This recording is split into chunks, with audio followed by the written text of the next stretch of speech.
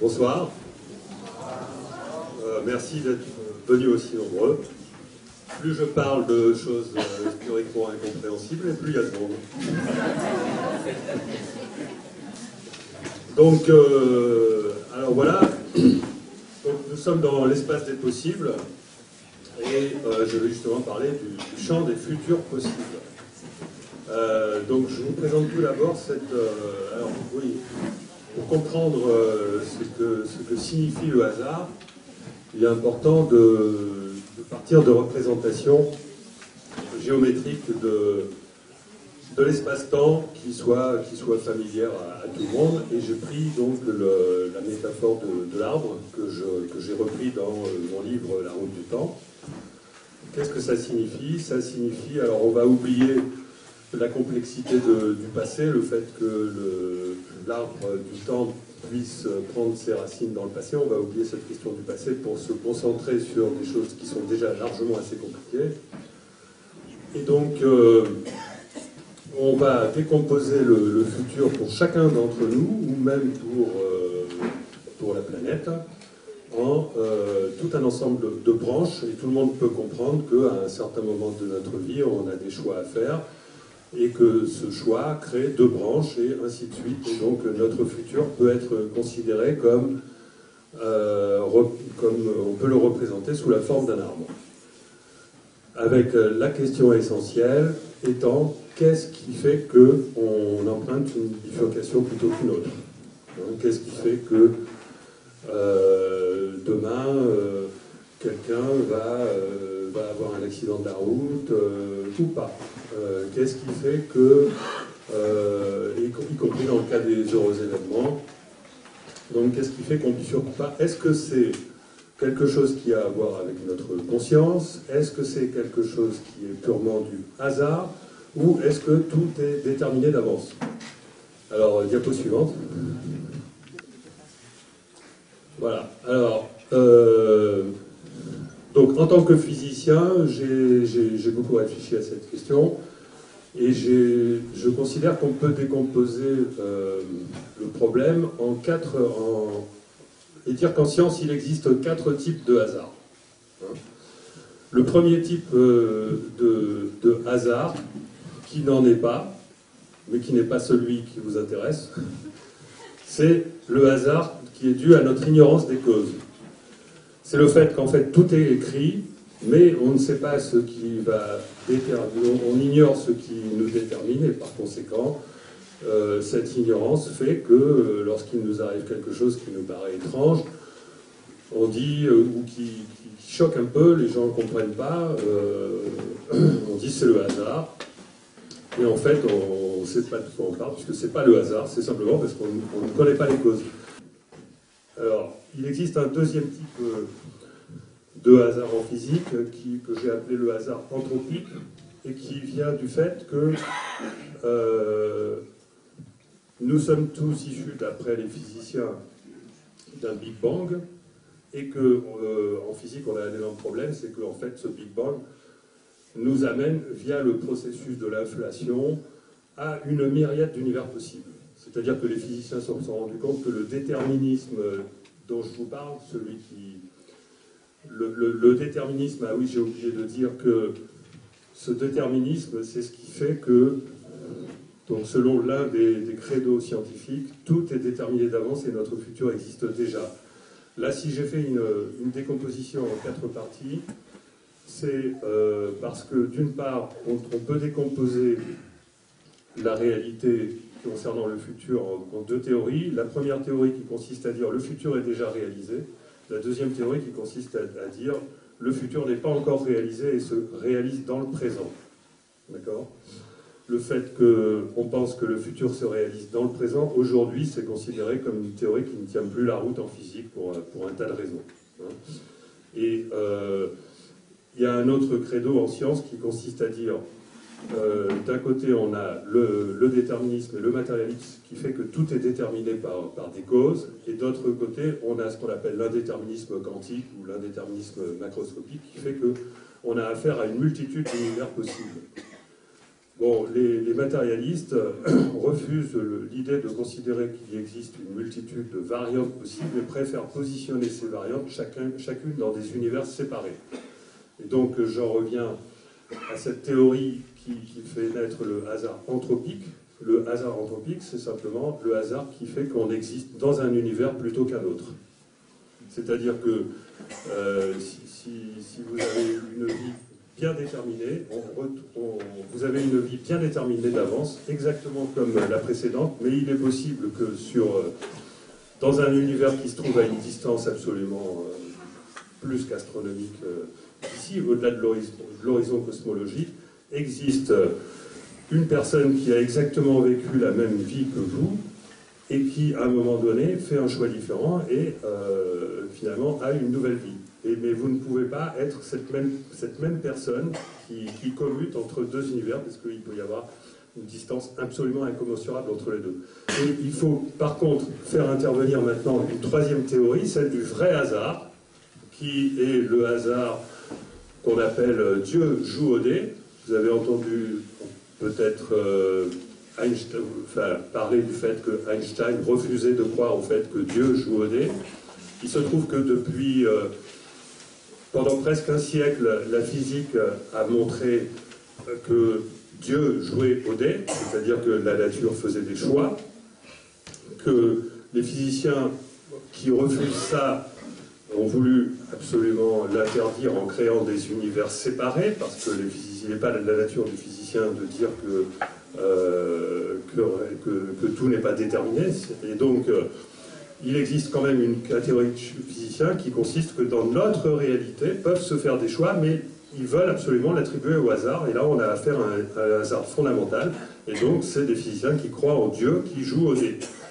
Depuis quelques années, cette idée que Dieu jouerait au dé et que donc le hasard quantique serait véritablement un hasard fondamental est battue en brèche, et il apparaît maintenant la position qui est celle que je propose, et d'autres physiciens que moi la soutiennent, qui est donc le hasard qui n'existe pas. C'est-à-dire c'est le hasard dont on dit qu'il n'existe pas. Ça veut dire quoi? Ça veut dire que notre futur est déjà réalisé. Donc effectivement, c'est un hasard qui n'existe pas, puisque c'est comme le déterminisme, mais quelque chose fait que notre conscience peut interagir avec ce futur-là, et dans ce cas, notre futur change, et comme le présent est obligé de s'adapter à notre futur, ça crée des hasards extraordinaires qui sont imputables donc à ce type de théorie, c'est-à-dire que le futur est modifiable. Donc ce qui le modifie a pour effet de créer des hasards qui n'existent pas, puisque ce n'est pas aléatoire, ça vient du fait que ça vient de notre futur, mais il reste à déterminer qu'est-ce qui, dans notre futur, détermine ce hasard. Voilà. Donc, diapo suivante.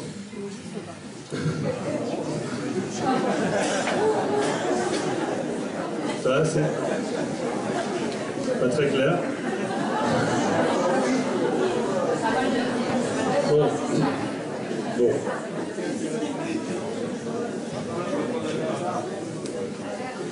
Oui, mais Alors,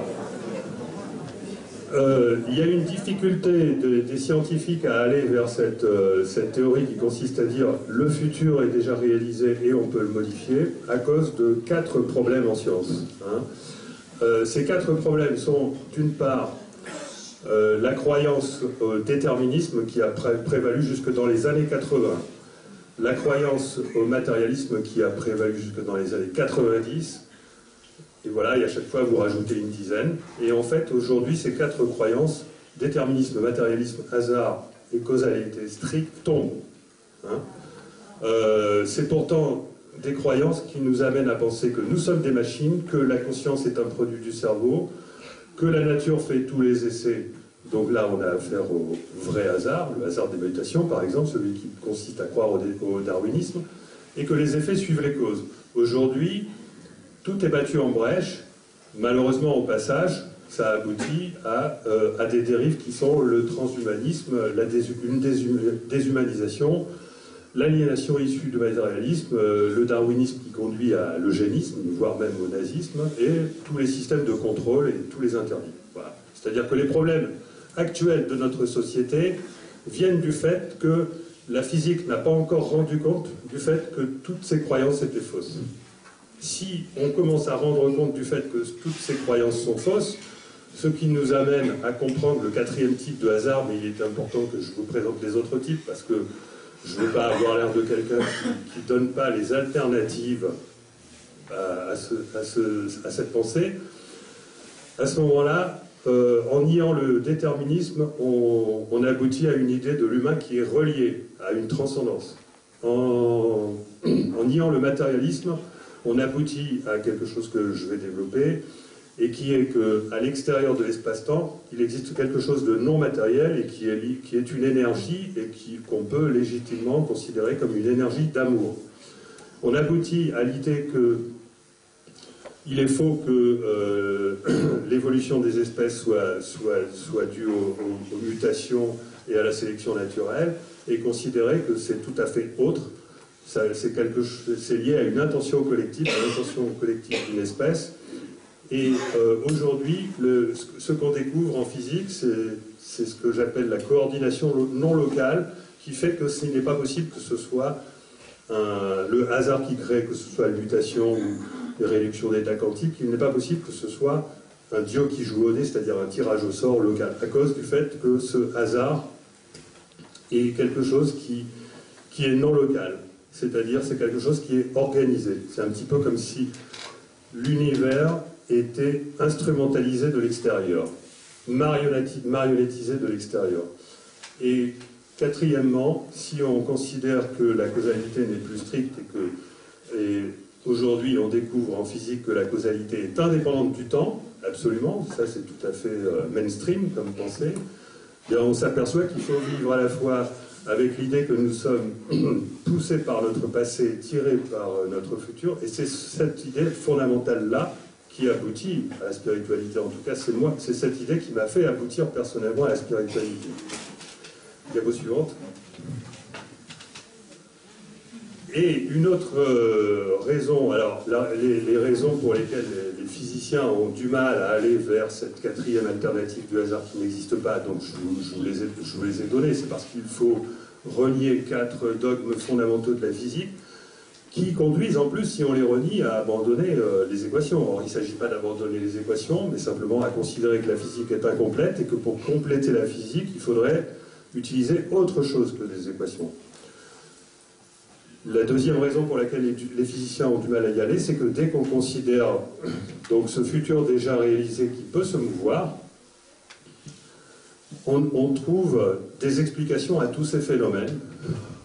Non seulement l'évolution des espèces, les guérisons spontanées, l'effet placebo, les expériences de mort imminente, le chamanisme, la médiumnité, les perceptions extrasensorielles, la parapsychologie, les ovnis, les synchronicités, l'astrologie, la numérologie, etc. Tout ça reçoit des explications, clairement, ou alors des débuts d'explications. Je ne prétends pas qu'on peut expliquer tout, mais si vous voulez, vous imaginez bien que être scientifique aujourd'hui, c'est considéré encore, malheureusement, comme considérer que tout ça, ce sont des bêtises.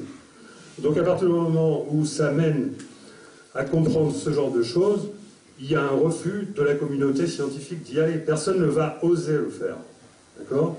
Moi, quand je parle avec un physicien qui aime bien ce que je fais, seul à seul, il n'y a pas de problème, il trouve très intéressant ce que je dis, mais si je parle à un physicien, puis il y en a un autre qui arrive, bon, il n'est pas au courant, il va renier tout ce qu'il a dit. C'est-à-dire qu'on a le droit de penser ces choses-là en cachette, mais on n'a pas le droit de les penser en public. D'accord ? Voilà. Bon, diapositive suivante. Alors, pour comprendre maintenant ce qui se passe lorsque comment le futur peut être modifié, alors qu'il existe déjà, parce que telle est la question fondamentale du hasard qui n'existe pas, il faut absolument renverser la perspective sur la conception de la réalité. C'est-à-dire que et Jacques Collin avait raison de le préciser tout à l'heure, la matière n'existe pas, absolument pas. Mais pas seulement la matière. Le temps et l'espace n'existent pas non plus. Et le plus important, c'est pas que la matière n'existe pas, c'est que l'espace lui-même n'existe pas. Et à ce moment-là, c'est plus facile de comprendre que la matière n'existe pas. En fait, pourquoi l'espace n'existe pas? Parce que l'espace vibre à son échelle intime, à ce qu'on appelle l'échelle de Planck, 10 puissance moins 35 mètres, mais en fait, il vibre bien au-delà, il vibre aussi entre 10 puissance moins 16 et moins 35 mètres, enfin bon, ça c'est secondaire. Et il est pixelisé, c'est-à-dire qu'en dessous d'une certaine échelle de distance, il n'y a plus de distance. Et l'espace au-dessus duquel on va essayer de représenter cet espace, pour le décrire, n'existe pas non plus. Donc ça veut bien dire que l'espace n'existe pas, puisque il ne correspond pas à la conception qu'on se fait de l'espace. Ça veut dire que l'espace est une création de la conscience. Cette seule raison, mais il y a plein d'autres raisons. L'espace est déformable et il est troué. C'est quoi un espace? Lorsque on parle de trou noir, par exemple, il faut bien comprendre que on n'est pas seulement dans un trou qui avale toute la matière, etc. On est dans un trou qui avale l'espace lui-même. Ça ne veut plus rien dire. D'accord? L'espace est déformable lorsque la lumière est déviée par le soleil. C'est comme ça qu'on a confirmé la théorie de la relativité d'Einstein. On a tendance à dire, bon ben oui, mais il existe, on va représenter cet espace. Donc les mathématiciens représentent cette déviation, et en représentant cette déviation, ils donnent l'impression qu'il existe un espace dans lequel c'est pas dévié. Mais en fait, cet espace-là n'existe pas. Donc ça, c'est quelque chose qu'il faut bien comprendre, c'est vraiment très important. C'est que la physique, aujourd'hui, nous montre clairement, mais alors d'une façon on ne peut plus claire, pour 4 raisons différentes et indépendantes, que l'espace n'existe pas. Alors vous allez me dire, mais alors la matière, si c'était vrai, il n'y aurait pas de matière. Et bien justement, il n'y a pas de matière. C'est-à-dire que plus on fouille la matière, plus on décompose la matière, plus on zoome sur la matière, et plus on s'aperçoit que la matière est faite de vide. Et quand on trouve que la matière est faite de 99,999% seulement de vide, c'est parce qu'on n'a pas assez zoomé. Et lorsqu'on continue de zoomer et qu'on arrive à l'échelle de Planck, il n'y a plus rien, il n'y a plus que des vibrations, comme disait Jacques tout à l'heure. Donc la matière est faite simplement de vibrations. Et le vide, ce qu'on appelle le vide, est plein d'informations. En fait, notre réalité est faite d'informations, d'énergie, et la part dans l'univers de ce qu'on appelle matière, qui est de l'information, puisque ce n'est pas de la matière, ne représente qu'une portion infime, puisque le vide contient 10 puissance 120 fois plus d'informations et énergie que notre réalité, que la matière. D'accord? 10 puissance 120. Je ne sais pas si vous imaginez. C'était... Bon. Et ceci a été démontré à la fin des années 90 par ce qu'on appelle l'effet Casimir. Bon, mais ça avait été prévu de longue date par les équations. Et ça vient de l'indéterminisme quantique, mais je ne vais pas vous embêter là-dessus. Et le temps n'existe pas plus, puisque notre futur est déjà réalisé, et les physiciens aujourd'hui ne savent pas expliquer le présent. Ils ne comprennent pas le sens du présent. Le présent n'appartient pas à la physique. Cette sensation que le temps s'écoule, la physique ne sait absolument pas décrire d'où ça vient. Le présent, c'est quelque chose qui concerne la conscience. D'accord? Tout se passe comme si, mais c'est pas exactement ça, mais c'est la meilleure façon de se le représenter. Nous vivions dans une sorte de simulation, mais c'est pas ça, hein. C'est pas Matrix, ça ressemble à Matrix, mais l'au-delà décrit par Matrix, c'est pas ça. Mais, c'est-à-dire, la réalité étant une création de la conscience, le monde étant, tout étant fait de conscience, la matière étant simplement une cristallisation de la conscience, c'est ainsi qu'il faut se représenter les choses pour coller le mieux à la réalité. Et à ce moment-là, le temps est simplement le fait que nous voyageons à l'intérieur d'un véhicule qui nous donne à voir une partie infime de la réalité pendant notre voyage. Et simplement, notre libre arbitre théorique provient du fait que dans ce voyage, que nous faisons dans le vide, plein d'informations, nous avons la possibilité d'aller à droite, à gauche et de bifurquer dans cet arbre de vie. Alors, diapo suivante.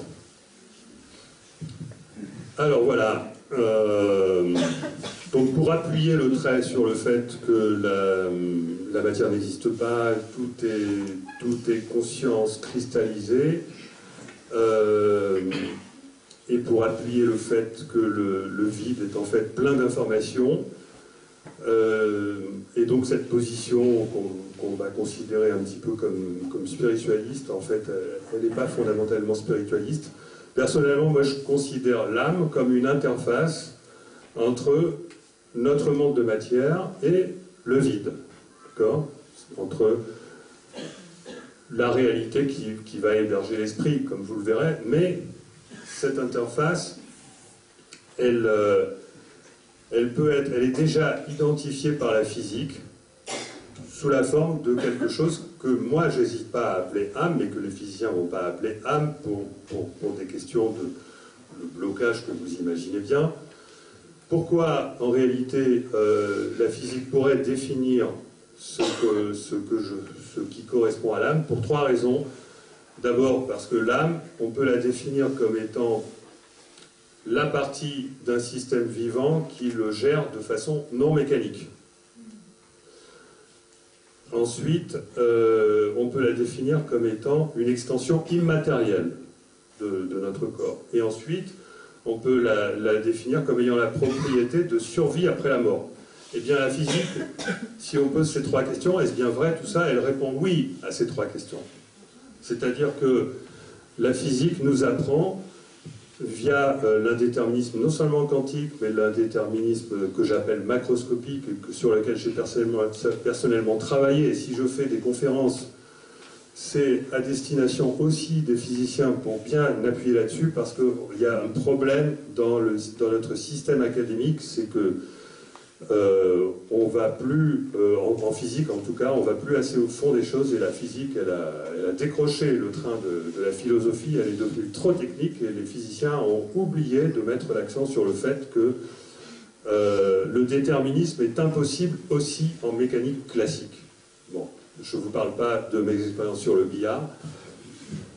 La mécanique, oui, mais ça va être trop compliqué. La mécanique quantique nous apprend déjà... En fait, voilà, si je vais quand même vous dire un mot sur le billard, non mais je vais aller squeezer parce que, en fait, je vais quand même vous dire un mot. L'analyse approfondie de la dynamique du billard, et j'ai fait des publications là-dessus, m'a appris qu'il est faux de penser que dans un billard, mais ça peut être des molécules d'air, etc., il est faux de penser que la mécanique détermine parfaitement tout ce qui va arriver. Ça, c'est vraiment une croyance parfaitement imbibée chez même les académiciens, même des esprits très brillants. Et cette croyance est complètement fausse. C'est complètement faux. En réalité, lorsqu'on fait les calculs et lorsqu'on regarde bien ce qui se passe, on s'aperçoit, pour le dire rapidement, qu'une boule de billard, elle pourrait parfaitement disposer d'un libre arbitre. Simplement, le libre arbitre d'une boule de billard est juste impossible pendant les premiers chocs, on va dire les quelques dizaines de premiers chocs. Ensuite, il serait tout à fait possible d'imposer un futur à une boule de billard et d'adapter le présent et sa trajectoire pour qu'elle arrive à ce futur-là. C'est quelque chose que j'ai fait, c'est des expériences que j'ai fait, des expériences qu'on appelle des expériences numériques, et c'est très compliqué. Donc ça me demande un temps de calcul énorme, mais il est tout à fait possible, à partir du moment où on attend suffisamment de chocs, de faire en sorte qu'une boule arrive à une destination définie d'avance. D'accord ? Je résume ça en tenant une condition, en disant que l'influence du futur sur le présent est possible, ou, ce qui revient au même, la modification du futur déjà réalisé est possible, à condition que le futur soit de plus faible densité que le présent. Quand je parle de faible densité, mais là je vais un peu trop vite, mais tu m'as obligé à en parler d'avance. Voilà. Je vais en parler après, donc diapositive suivante. Donc Bon, attends. J'ai oublié de dire quelque chose là. Oui, je crois que j'ai oublié de dire des choses. On a bien fait de rester là. Donc, pourquoi extension immatérielle? Puisque, en fait, justement, les informations qui déterminent la trajectoire d'une boule de billard, qui a perdu toute son information au bout de quelque choc, font partie du vide. Ce sont des informations qui sont liées à la structure intime de l'espace. D'accord? Donc, ça veut dire que ces informations qui nous déterminent de façon non exclusivement mécanique sont bel et bien immatérielles. Ensuite, ça survit après la mort? Oui, parce qu'on sait aujourd'hui que les informations immatérielles, qui sont de nature quantique, sont indépendantes de l'espace et du temps. Et il y a un grand physicien, Antoine Suarez, qui n'arrête pas d'appuyer là-dessus, qui n'arrête pas de dire dans ses conférences, il fait des conférences d'ailleurs sur la conscience quantique, et son expérience, elle est imparable.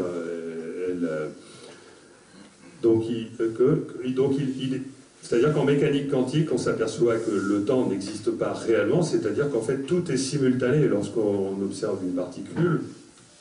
La trajectoire de cette particule se met à exister seulement au moment où on l'observe, y compris dans son passé, c'est-à-dire que le passé de cette particule qui n'existait pas auparavant puisque c'était un nuage probabiliste, se met à exister après son observation, ainsi que son futur, c'est-à-dire qu'on a créé instantanément à la fois le passé et le futur de la particule. C'est-à-dire qu'il n'y a pas de temps, il n'y a que des lignes temporelles. Et l'espace en mécanique quantique n'existe pas non plus, pas à cause de ce qu'on appelle la non-localité, c'est-à-dire le fait que deux particules jumelles puissent être intriquées, indépendantes de la distance, c'est-à-dire corrélées, c'est-à-dire ce qu'on va faire sur l'une va agir sur l'autre, alors qu'il n'y a aucun lien de causalité entre les deux. Et durant ces dernières années, il s'est passé quelque chose de très important et qui a corroboré ce que j'ai écrit dans La Route du Temps, et j'étais donc très content, parce que ça a empêché les physiciens de me taper dessus. C'est qu'on a découvert que, expérimentalement, ce qu'on avait anticipé, et je m'en étais servi d'ailleurs pour oser dire ce que j'ai dit dans La Route du Temps, on s'est aperçu que cette non-localité spatiale, donc le fait que deux particules jumelles puissent être intriquées, donc corrélées, quelle que soit la distance, est valable dans le temps. C'est-à-dire que ces deux particules peuvent être séparées par le temps. C'est-à-dire qu'il existerait un tas de phénomènes pour lesquels, quand quelque chose change dans le présent, quelque chose change simultanément dans le futur, ainsi que dans le passé, sans aucun lien de causalité pour présider à ces changements. Ce qui fait dire à des physiciens très respectés comme Étienne Klein ou Alain Cohn que pour Étienne Klein, le futur pourrait changer maintenant, indépendamment de la causalité, et pour Alain Cohn, le fait que le passé pourrait changer maintenant, indépendamment de la causalité. D'accord?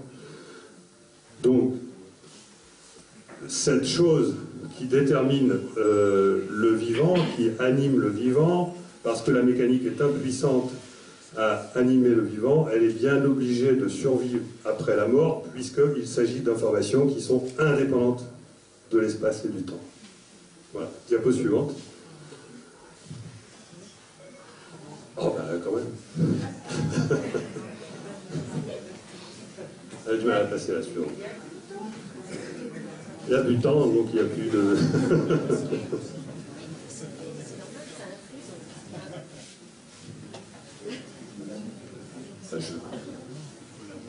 Donc, oui, rappelez-vous de ça, parce que ça, c'est quelque chose qu'il ne faut pas hésiter à dire à des scientifiques, hein, parce qu'il va falloir le tambouriner. L'âme existe officiellement, scientifiquement, à partir du moment où on la définit comme étant quelque chose de non mécanique, immatériel et qui survit après la mort. La science nous démontre aujourd'hui que ça existe. Alors, maintenant, avant d'introduire, est-ce que Isabelle, je ne suis pas trop long là? Non, ça va. Alors, parce que avant d'introduire donc le mécanisme par lequel la conscience pourrait agir sur notre futur, il est important, pour avoir une compréhension rationnelle, d'utiliser ce genre de modèle qui consiste à dire que tout se passe comme si, dans notre vie, et pour ce qui concerne notre futur déjà réalisé, nous évoluons à l'intérieur d'un tunnel invisible qui correspond, donc on marche dans ce tunnel, ça correspond au passage du temps, et ce tunnel peut lui-même évoluer sur la mer quantique. C'est-à-dire, je représente ici en 3 dimensions, et même en 2, quelque chose qui a lieu en 10 dimensions. Parce que ce que je ne vous ai pas dit, c'est que cet univers d'informations qu'on surajoute à notre réalité qui en a 4, en fait, elle a 6 dimensions supplémentaires. Et donc il n'est pas étonnant que le vide quantique soit aussi plein, puisque le vide aurait 10 dimensions, en tout cas 6 de plus que notre réalité, alors que notre réalité n'en a que 4. Donc si on représente notre réalité avec seulement 2 dimensions, le fait qu'on avance dans un tunnel, donc la dimension, et qu'on utilise 2 autres dimensions, puisque là c'est un mouvement à 4 dimensions, pour représenter la mer quantique, alors donc 2 dimensions à la place de 6 et 2 à la place de 4, d'accord, on réduit énormément, hein. Donc ça fait que tout se passe comme si notre futur changeant consistait à le temps qui passe, qu'on revenait au fait qu'on se déplace dans un tunnel invisible qui lui-même peut bouger. Alors il peut bouger là, évidemment, comme il s'agit il peut bouger de manière fluide, comme on a l'impression que c'est, mais en fait il peut bouger également de manière saccadée, sauf que c'est difficile de trouver une représentation qui mettent en valeur tous les cas de figure. Alors, la chose intéressante à comprendre là, c'est que les vagues de cette mer qui correspondent aux fluctuations du vide, d'accord, c'est quelque chose qui donc agit sur notre futur, donc il est impossible de ne pas relier à nos intentions. C'est-à-dire que nos intentions soient conditionnées ou pas, que nous soyons libres ou pas, que nous ayons un vrai libre arbitre ou pas, il est indéniable que ces vagues de la mer quantique soient corrélées à nos intentions. C'est-à-dire que, en fait, nous sommes peut-être pas libres, mais comme notre futur change, c'est peut-être notre futur qui nous ramène nos intentions.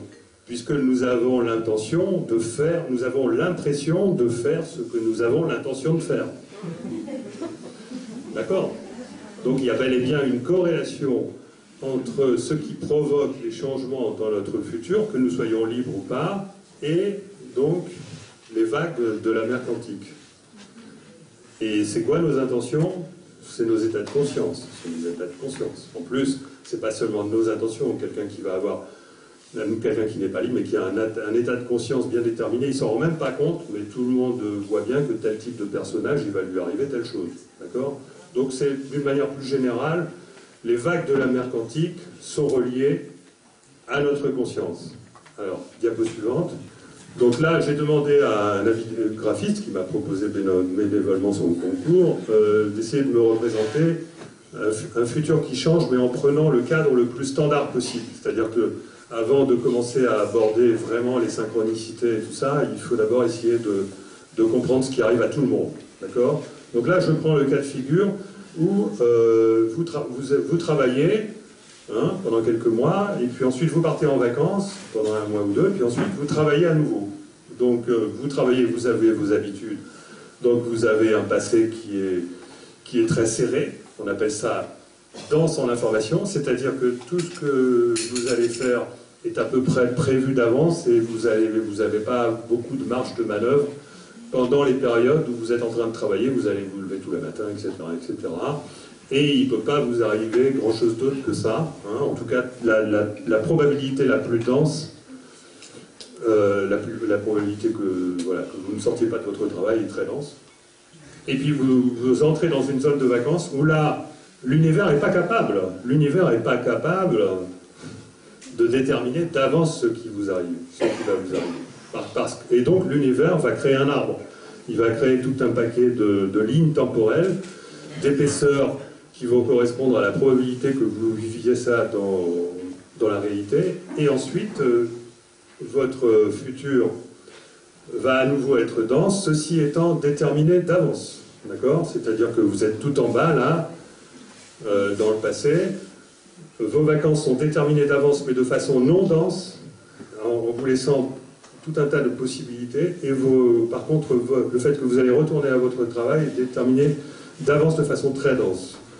Voilà, cet exemple, il est intéressant, parce qu'il concerne absolument tout le monde, mais même dans ce cas-là, vous pouvez changer votre futur. C'est-à-dire que suivant ce que vous allez vivre pendant vos vacances, et là, en l'occurrence, Gabriel, donc mon graphiste, a essayé de représenter 3 opportunités de rencontres qui peuvent changer l'état d'esprit. D'accord? Ceci n'est pas déterminé. L'espace-temps, l'univers n'est pas capable de déterminer d'avance ce que vous allez faire au moment des bifurcations potentielles, c'est-à-dire durant ces 3 rencontres entre différents futurs possibles correspondant à d'autres passés. L'espace-temps n'est pas capable de déterminer, c'est ce qu'on appelle l'indéterminisme. On va dire la situation pendant vos vacances, elle est plus ou moins quantique, d'accord? Et donc là, on a représenté le fait que durant la 2e bifurcation, il se passe quelque chose, tiens, il y a une prise de conscience, grâce aussi aux opportunités, et la personne se retrouve d'un coup sur de nouveaux rails. Elle est passée dans un autre univers parallèle, d'accord? C'est-à-dire, elle a fait le pas qui a fait qu'elle a rencontré quelqu'un et que sa vie va changer, mais pas tout de suite. C'est-à-dire qu'elle va retourner au travail, tout va se passer comme avant, mais elle sera d'une humeur différente et puis ça va changer totalement son futur ensuite. Donc elle sera passée d'un futur orange à un futur vert. Et ça aura changé par la même occasion son passé, même si c'est pas beaucoup, mais il suffit d'un gène, d'accord? Il suffit d'un gène pour créer une modification du passé qui fait que notre futur peut changer considérablement. Diapo suivante. Il faudrait peut-être un jour informer le public qu'on a compris que la réalité n'était pas ce qu'on perçoit, mais que ce qu'on perçoit, c'est une superposition, c'est déjà une superposition de tous les possibles. Nous ne vivons pas dans une réalité qui est intégralement définie déjà à notre niveau, à cause de ce qu'on appelle le principe d'incertitude d'Heisenberg, qui fait qu'on ne peut pas connaître simultanément la position et la vitesse d'une particule. Il existe une limite en termes de quantité d'informations en dessous de laquelle l'univers ne peut pas aller.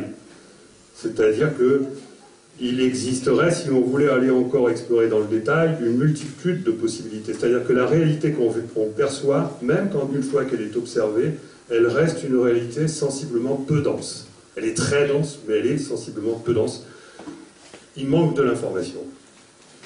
Ça, c'est un premier niveau de densité. C'est le niveau de densité de la matière.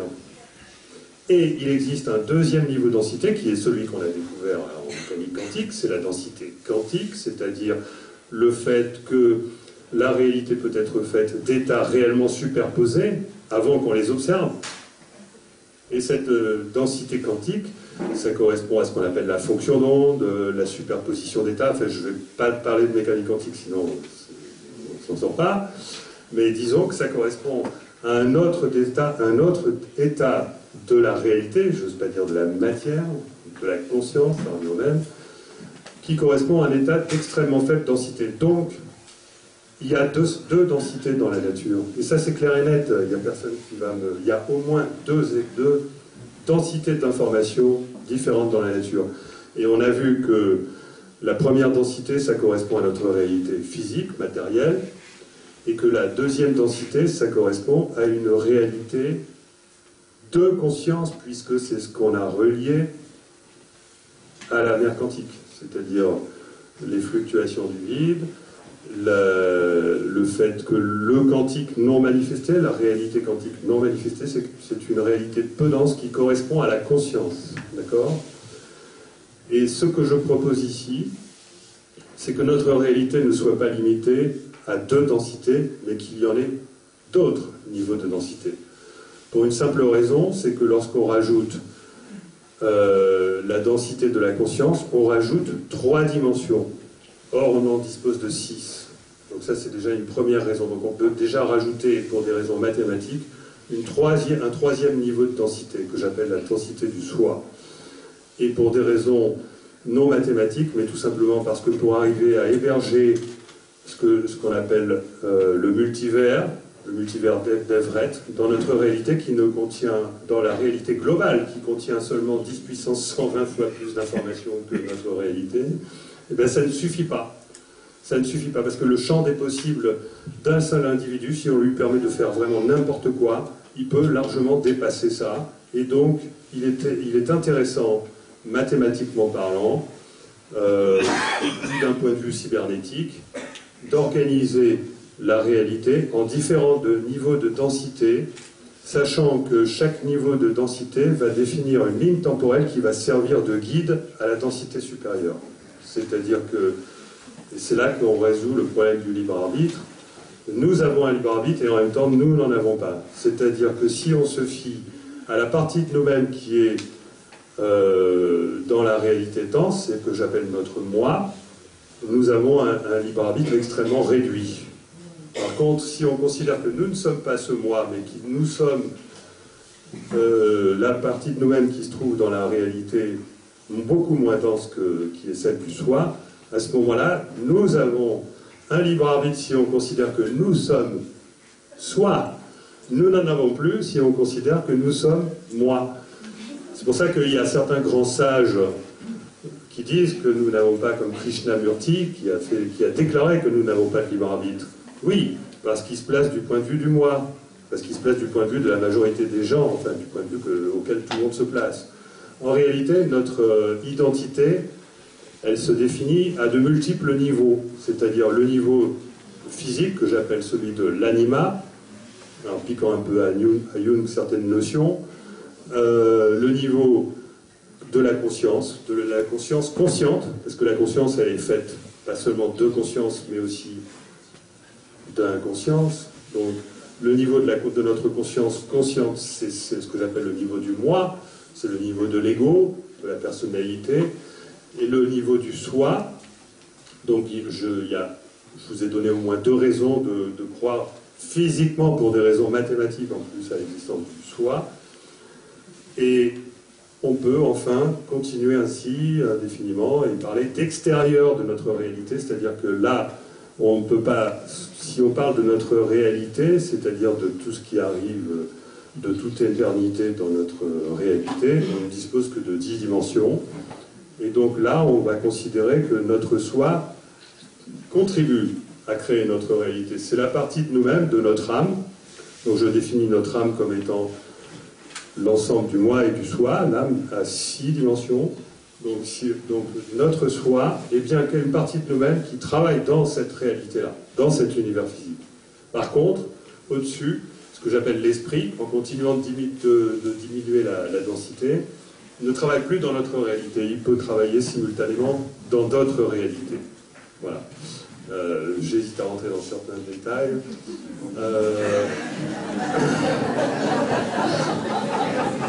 Diapo suivante. Donc, voilà. Donc ça, c'est le modèle que j'ai présenté en faisant une synthèse, parce que bon, on aime bien c'est le modèle que je... Comment? Ça ressemble, mais alors... non, mais... Si on rajoute effectivement tout en bas ce qu'on appelle la réduction d'état en mécanique quantique, c'est-à-dire le temps, c'est-à-dire le passage du temps, on aboutit à 10, mais c'est pas fait exprès. Hein. C'est-à-dire que, justement, je préfère qu'il n'y ait pas de confusion. Moi, j'aboutis à ça pour des raisons rationnelles. D'accord? Ensuite, celui qui veut y voir là-dedans la Kabbale, c'est son truc. Hein. Moi, je veux bien, mais je préfère présenter les choses. Voilà. Donc, pourquoi est-ce que j'ai représenté 12 pôles de la conscience? Parce que la conscience, en fait, et ça, oui, j'ai dû squeezer une diapo pour présenter ça, parce que j'avais peur d'être trop long. Parce que la conscience, ça correspond à l'espace. La conscience, ça correspond à ce que j'appelle les vibrations quanto-gravitationnelles de l'espace. Bon, le mot quanto-gravitationnel, bien sûr, va vous paraître un peu... Ce sont les vagues de la mer quantique.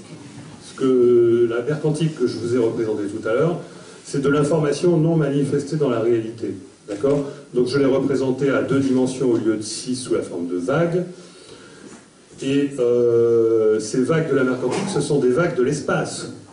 Hein? Donc la conscience, c'est l'espace. Et si on veut décrire, par exemple, pour ce qui nous concerne chacun de nous, qu'est-ce qui se passe au niveau de notre corps, cerveau, par rapport à ces vagues de l'espace, en fait,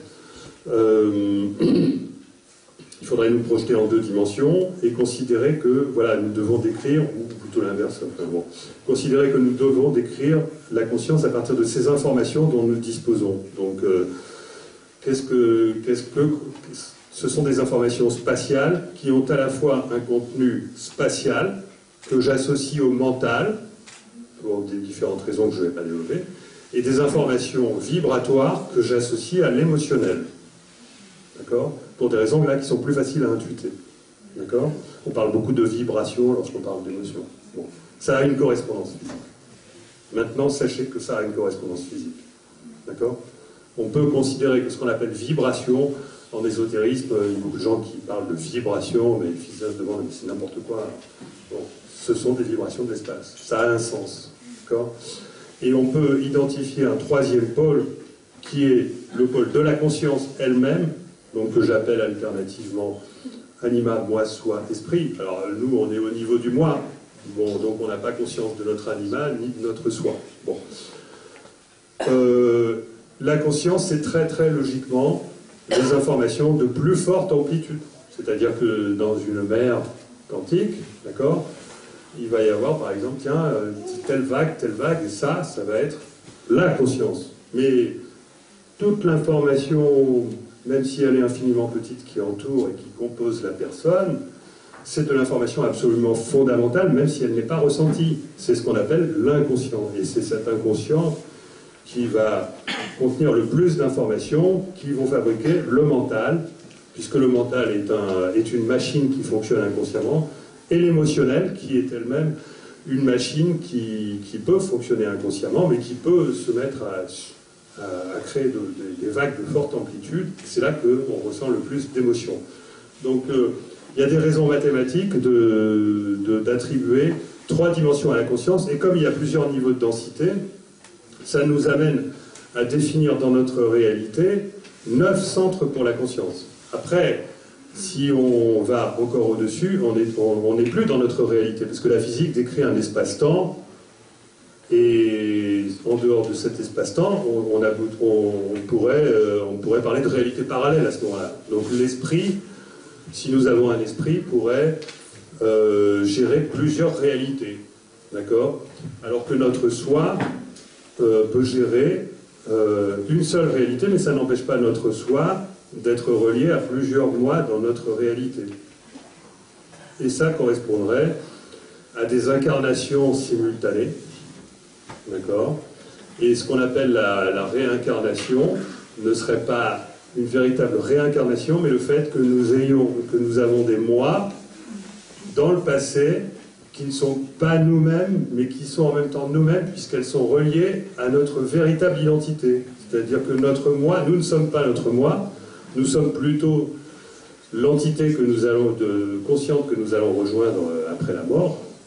Et donc, on peut accepter la théorie de la réincarnation, disons, en se positionnant dans un système de pensée qui oublie l'existence du soi, mais dès qu'on se positionne dans un système de pensée qui organise la conscience comme un vaste cerveau, c'est-à-dire que, en fait, moi, ce modèle-là, je le présente comme un modèle cybernétique parce que je suis un spécialiste des réseaux de neurones, de l'intelligence artificielle, c'est-à-dire que dans ma vie, j'ai fabriqué des cerveaux électroniques, des cerveaux informatiques. Et au passage, oui, je ne pensais pas en parler, mais c'est le fait de faire de l'intelligence artificielle qui m'a fait découvrir que la mémoire ne pouvait pas être contenue dans le cerveau.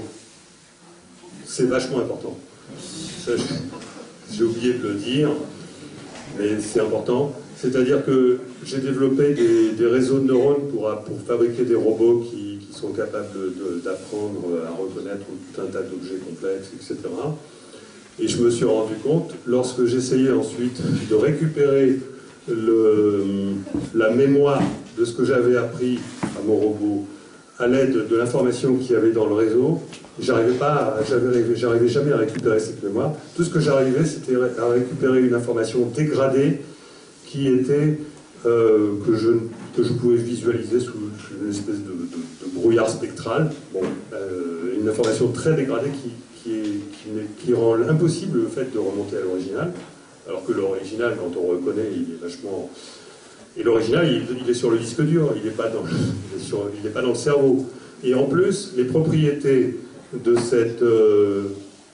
ces traces de la mémoire que j'observais, elles étaient disséminées dans tout le cerveau. Et c'est exactement ce qu'on observe en neurophysiologie, c'est-à-dire qu'on ne trouve pas le siège de la mémoire, par contre, on trouve des traces de chaque mémoire partout dans le cerveau. Et quand on enlève un bout de cerveau, eh ben le gars, la personne continue de se souvenir.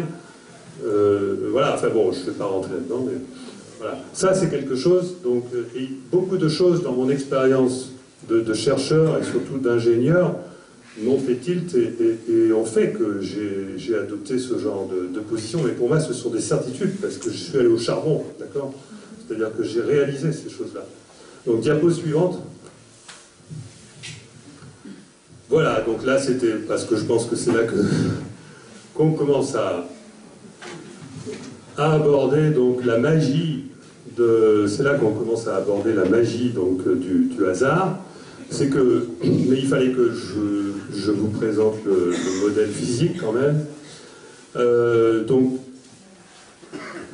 voilà le modèle que j'ai, on va dire, découvert expérimentalement, sans même avoir le modèle théorique, lorsque j'ai écrit mon premier livre, La route du temps, et que j'ai décidé de faire des expériences pour vérifier l'existence du phénomène de synchronicité. Donc je décris ça pour les lecteurs pour les personnes qui sont intéressées à découvrir comment je suis arrivé à avoir cette pensée. Voilà, intéressez-vous plutôt à mon premier livre où je décris toutes mes expériences, donc je ne vais pas vous relater ici. Donc ce sont des expériences de dialogue avec l'ange. Voilà, c'est-à-dire que à partir du moment où on considère que nous ne sommes pas notre conscience, d'accord? Nous ne sommes pas notre moi. On a le droit, et il existe des raisons physiques fondamentales, d'essayer de se connecter à une partie de soi-même qui n'est pas matérielle. Donc quand j'ai compris ça, je me suis dit, mais que font les gens qui essayent de faire ça? Eh bien, tout simplement, ils parlent à leur ange, ils dialoguent avec l'ange. J'ai lu des bouquins sur les anges. Moi, je suis très laïque, hein, donc je ne vais pas dans les pratiques religieuses, la prière, tout ça. J'ai essayé d'aborder cette question des anges de la manière la plus détachée, la plus laïque, la plus voilà, rationnelle, en fait, on va dire possible. Et en lisant des bouquins, et notamment le livre Dialogue avec l'ange, qui est quand même un livre compliqué, hein, mais disons que si on est intuitif, ce livre, on peut l'adorer. Et ben, j'ai eu un déclic qui a fait que je me suis lancé dans ces expériences-là. Et ça a marché. Et après, donc, ça a déclenché chez moi, parce que je suis très mental, énormément de réflexion, etc. Et j'ai fini par... ça a marché, mais en cascade. Hein. Enfin, je raconte ça dans le livre. Et donc j'ai fini par essayer de me coucher sur le papier tous les états d'esprit qui sont nécessaires pour arriver à déclencher les synchronicités, c'est-à-dire à se créer un futur qui peut paraître tout à fait impossible, mais qui correspond à ses rêves. Voilà. Alors pour ça, il est très important d'abord de trouver qui on est, de trouver son être intérieur. C'est-à-dire vraiment, ça peut arriver... La moitié du temps, ça arrive à travers de grosses épreuves, suite à de grosses épreuves. L'autre moitié du temps, ça arrive spontanément chez un tas de gens qui sont capables, qui vivent avec ça. Et beaucoup de grands chefs d'entreprise sont capables de se connecter naturellement, et c'est comme ça qu'ils réussissent leur parcours. Moi, j'ai aussi un parcours de chef d'entreprise, et je me suis demandé comment j'arrivais parfois à faire marcher des trucs de manière imprévue. Bon. Et petit à petit, je me suis aperçu que donc, l'état d'esprit est fondamental lorsqu'on essaye d'obtenir ce qu'on désire, mais c'est pas, le désir n'intervient pas là-dedans. Ce qui intervient là-dedans, c'est l'authenticité. Voilà. Et donc, je résume l'état d'esprit préalable qu'il faut avoir pour déclencher les synchronicités, c'est se déconditionner, donc se déconditionner le mental et l'émotionnel. Se déconditionner le mental, ça consiste à lâcher prise. Se déconditionner l'émotionnel, ça consiste à faire confiance, se faire confiance. D'accord? Et identifier son être intérieur. Donc là, c'est arriver à faire une connexion à ce que j'appelle le soi, donc le véritable qui on est. Et pour ça, il faut demander qui suis-je, où suis-je, où vais-je, dans quelle étagère, tout ce qu'on veut. Il ne faut pas hésiter à opérer cette introspection intérieure où on va revisiter toute sa vie et essayer de comprendre le sens de sa vie, d'accord, de manière détachée, etc., etc. Et quand on a réussi à faire ça, donc on se libère de 3 conditionnements, parce qu'il existe 3 conditionnements, parce qu'il existe 3 prisons. Parce que notre conscience du moi, elle est emprisonnée dès qu'un centre se met à monopoliser toute l'énergie. C'est-à-dire que nous avons 3 centres, le centre mental, le centre émotionnel, le centre du moi. Lorsque le moi monopolise toute l'énergie, ça conduit à l'ego. Et donc, pour éviter ça, il faut apprendre à se détacher, comprendre que nous ne sommes pas la personne que l'on croit être. De toute façon, même quoi que ce soit que l'on croit et dont on est conscience, nous ne sommes pas cette chose-là, parce que nous sommes un être embarqué dans une réalité qui n'est pas la nôtre. Notre véritable réalité, c'est celle du soi. Et les 2 autres problèmes, les 2 autres prisons sont la prison du mental, qui est probablement la plus difficile, et plus on est intelligent et plus on est emprisonné dans le mental, et c'est la prison la plus difficile. C'est très très difficile de lâcher prise parce que c'est inconscient. Alors que l'ego, on peut arriver à s'en libérer parce qu'on peut avoir conscience de son ego, on peut même en être fier, alors que le mental, on ne se rend pas compte qu'on fonctionne comme une machine, d'où l'intérêt des techniques de méditation. D'accord ? On ne se rend pas compte qu'on n'arrête pas de penser. Et l'émotionnel, pour arriver à ce... Alors l'émotionnel, c'est une machine qui est très intéressante parce qu'elle permet d'éviter de penser. Donc c'est toutes les idées reçues, tous les jugements a priori qu'on a sur n'importe qui, sur soi-même, sur les gens. Il faut se débarrasser de tout ça. Il faut se débarrasser de tous les jugements qu'on peut avoir sur n'importe qui, de tout ce que la télévision et les médias nous donnent comme jugement automatique, hein, toutes les diabolisations, etc. Il faut se débarrasser de tout ça c'est des nuisances, d'accord? Et lorsqu'on s'est débarrassé de toutes ces nuisances émotionnelles, et du problème du mental et de l'ego, à ce moment-là, on se connecte automatiquement, on est connecté automatiquement au soi. C'est pas la peine c'est-à-dire que c'est dans la nature de l'humain, c'est dans la nature de l'humain profonde que d'être connecté. Et c'est uniquement notre conditionnement social qui nous empêche de l'être. C'est dans la nature de l'humain profonde que d'être spirituel. Et c'est uniquement notre conditionnement, le conditionnement de notre société matérialiste qui nous apprend que des choses fausses sur la réalité. Je vous ai donné 4 exemples d'erreurs fondamentales qui conduisent à des dérives. Je vous ai parlé de transhumanisme, je vous ai parlé d'eugénisme, je vous ai parlé de tous les problèmes de la société actuelle, tous les problèmes de la société, tout ce dont on se rend compte qu'il va falloir changer parce que la planète, on est en train de la foutre en l'air. Ça vient de l'ignorance de l'existence du soi. Voilà. Donc, dans la route du temps, je donne ensuite alors voilà, qu'est-ce que c'est que le détachement? Je donne un résumé pour donner des mots-clés, parce que vous avez besoin de mots-clés. Et moi-même, j'avais besoin de mots-clés. Quel est le mot-clé qui... Donc, accepter le changement en ce qui nous concerne, accepter de faire des choses qui ne sont pas nous-mêmes. Pour lâcher prise, laisser agir, apprendre à laisser agir. C'est-à-dire, on a envie, dans certains cas, sous l'emprise du mental, de dire certaines choses ou d'agir selon certaines... voilà, laisser agir, apprendre à s'inscrire, à se mettre dans le laisser agir. Donc ça, tout le bouddhisme vous l'apprend.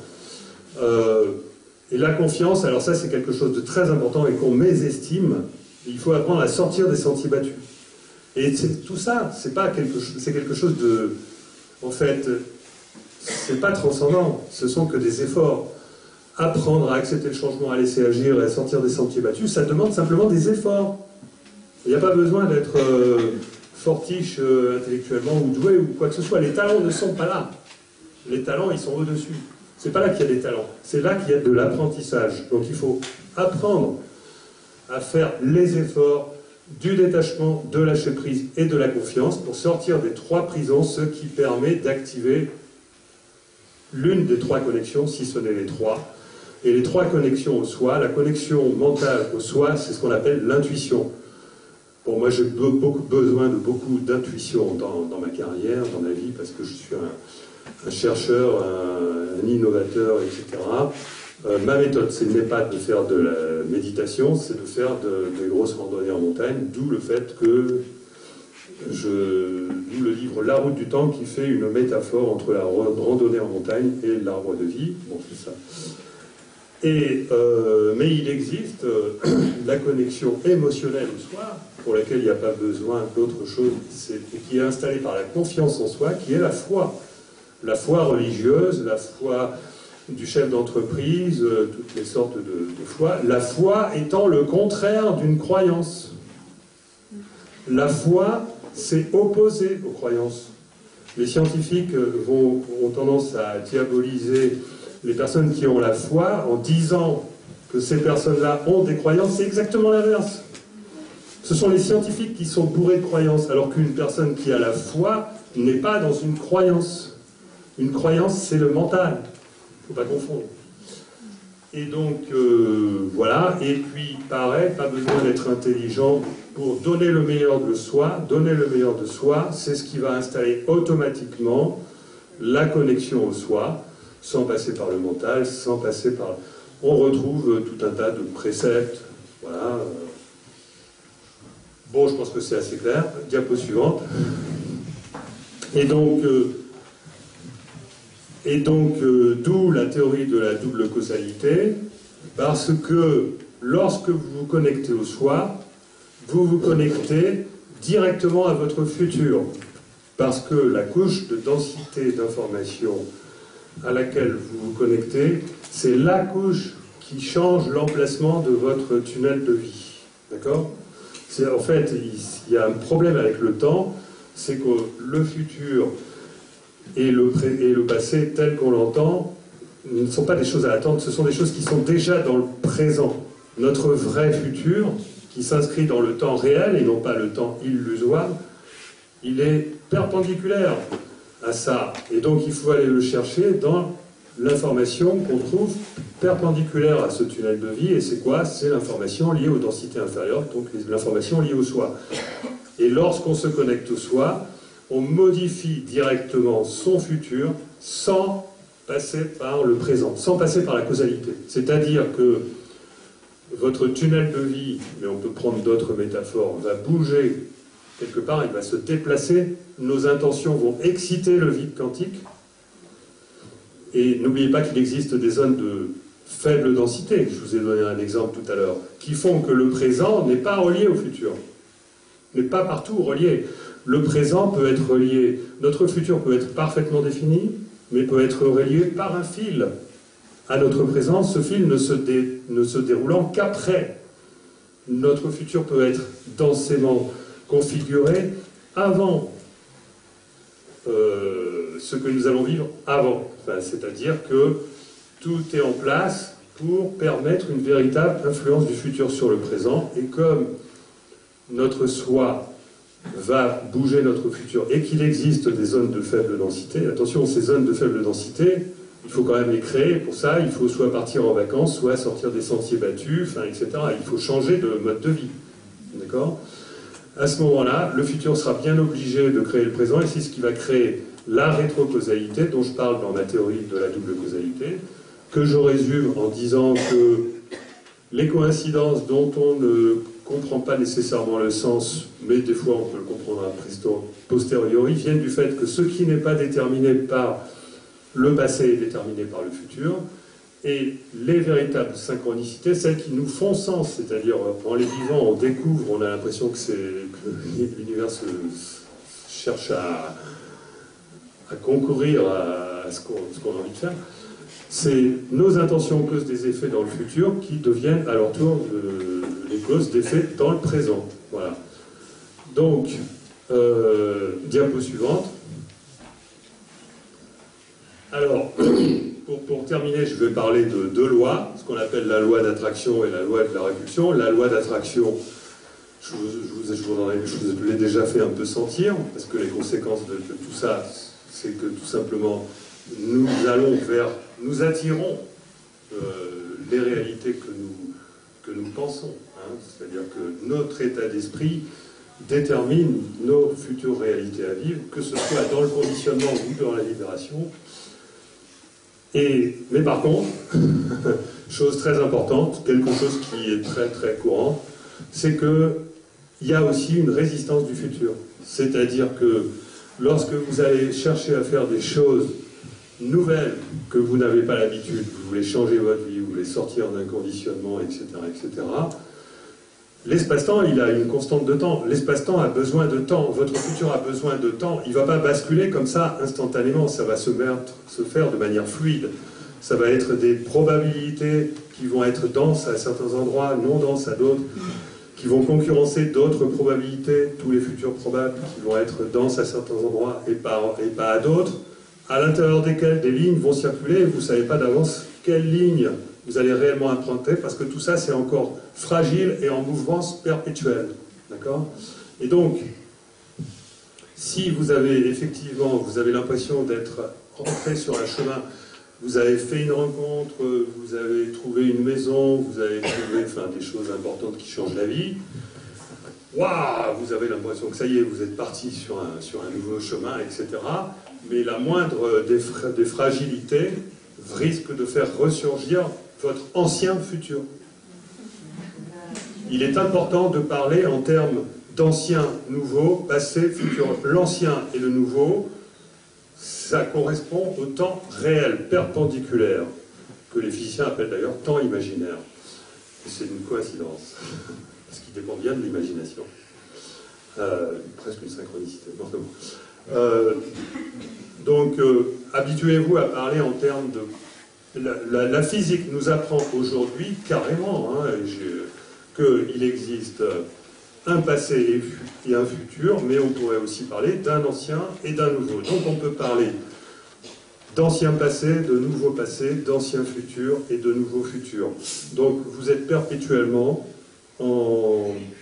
votre état d'esprit, vos états de conscience sont perpétuellement en train de modifier les probabilités, que ce soit dans votre nouveau futur ou dans votre ancien futur. Donc votre ancien futur peut réapparaître subitement, et c'est ce qui crée toutes les lois de l'emmerdement maximum qu'on peut connaître.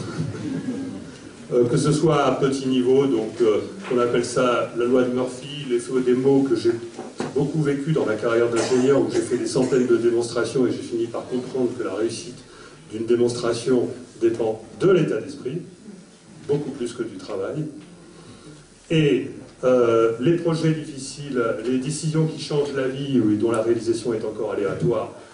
Je vous donne un exemple. Le jour où j'ai fait l'acte, où j'ai signé l'acte qui allait vraiment changer ma vie, complètement ce jour-là, exactement, où j'ai changé ma vie, je suis tombé en panne sur l'autoroute, dépanneuse et compliquée, alors que je ne suis jamais tombé en panne de ma vie. Est-ce que c'est un hasard? Voilà, c'est à vous de juger. Voilà. Et les changements de paradigme au niveau collectif, parce qu'aujourd'hui on est dans cette situation-là. C'est-à-dire qu'en fait, nous sommes tirés par un ancien futur de notre société matérialiste qui est en train de nous amener à devenir des consommateurs qui vont ensuite devenir du bétail, des esclaves, etc. Tout ce qu'on peut imaginer, toutes les dérives qu'on peut imaginer, que le film Cloud Atlas, que je vous conseille de regarder, dont il ne parle pas de choses, il parle véritablement de choses qui risquent d'arriver. Et donc les changements de paradigme, le grand changement de paradigme dans lequel on se trouve aujourd'hui, soit c'est le matérialisme qui gagne et on va vers ce truc dramatique, soit l'homme prend conscience de sa véritable nature, qui est spirituel, et à ce moment-là, on va vers un futur que certains appellent l'âge d'or, etc. Bon. Diapo suivante, pour résumer ce qu'on appelle la loi de l'attraction. Il y a quelque chose à laquelle il faut faire très attention concernant ce qu'on appelle la loi de l'attraction. C'est que la loi de l'attraction issue du Nouvel Âge, New Age et compagnie, de tout le business anglo-saxon qu'on fait autour de ça, je peux être à 90%, il y a une confusion entre le soi et le moi, c'est-à-dire qu'on n'apprend pas aux gens à faire attention au fait qu'ils ne sont pas leur conscience, qu'ils ne sont pas cette identité qui veut plus d'argent, qui veut plus de bonheur, trouver l'amour, etc. Franchement, il faut sortir de ce merdier épouvantable qui est en train de dénaturer une vérité fondamentale. Cette vérité fondamentale, c'est ce qu'on a appelé la loi de l'attraction, mais qui est en fait une loi physique et qui vient du fait que, dans le sens du passé, les choses ont tendance à s'ordonner. Dans le sens du... Et lorsque vous créez une réalité dans votre futur qui n'est pas vécue, il faut bien que l'univers la crée, et l'univers la crée en suivant une loi qui consiste à minimiser l'information, c'est-à-dire à ordonner l'information. C'est ça qui crée non seulement les synchronicités, mais qui explique toutes les autres synchronicités, que ce soit astrologique, numérologique, etc. J'aurais pas dû le dire, mais là j'ai pris, enfin bon.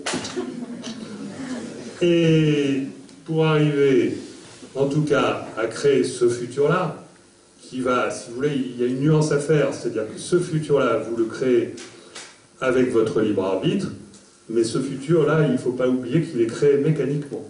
Donc vous allez quand même continuer de trouver des lois mécaniques dans ce futur que vous allez parcourir, et pourtant il est nouveau, il a été créé par vous, donc c'est tout le... Bon, ça c'est à méditer, et donc se souvenir que pour arriver à créer la magie du hasard qui n'existe pas, le détachement, le lâcher-prise et la confiance sont les trois efforts fondamentaux. Savoir dire non, c'est très important parce que il y a des expériences qui ont été faites, notamment les expériences de Libé, qui ont montré que nous n'avions pas de libre arbitre.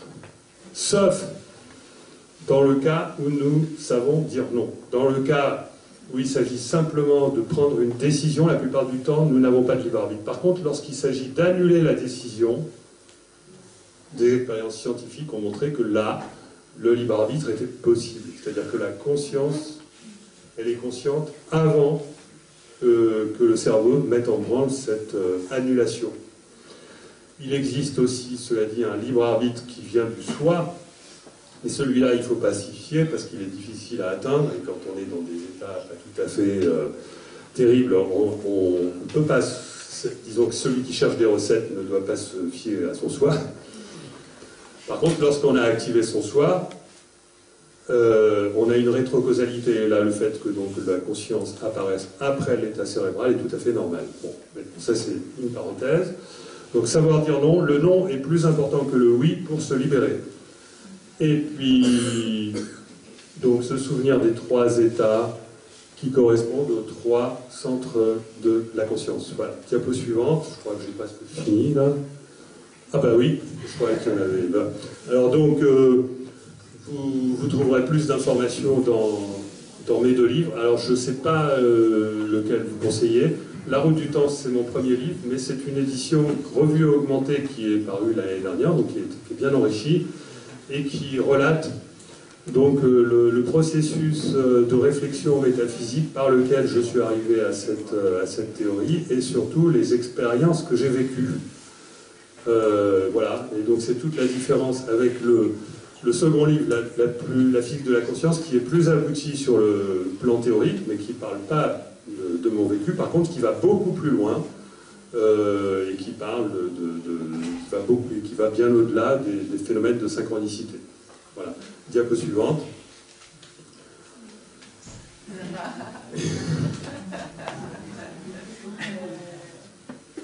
Et pour finir, donc, il va sortir à la mi-septembre un film documentaire sur la physique de la conscience, qui va s'appeler La Route de la Conscience, qui est la synthèse donc, de ces deux livres, justement. C'est pour ça qu'il s'appelle La Route de la Conscience, Route du temps, physique consciente, réalisé par Jean-Yves Billien, Donc c'est un documentaire d'1 heure qui est filmé sur la route du temps, où on fait un petit peu le parallèle entre la randonnée et la réflexion métaphysique, un peu dans l'esprit de la route du temps, et où vous allez retrouver, synthétisé en 1 heure, donc tout ce que je viens de vous dire. Et voilà.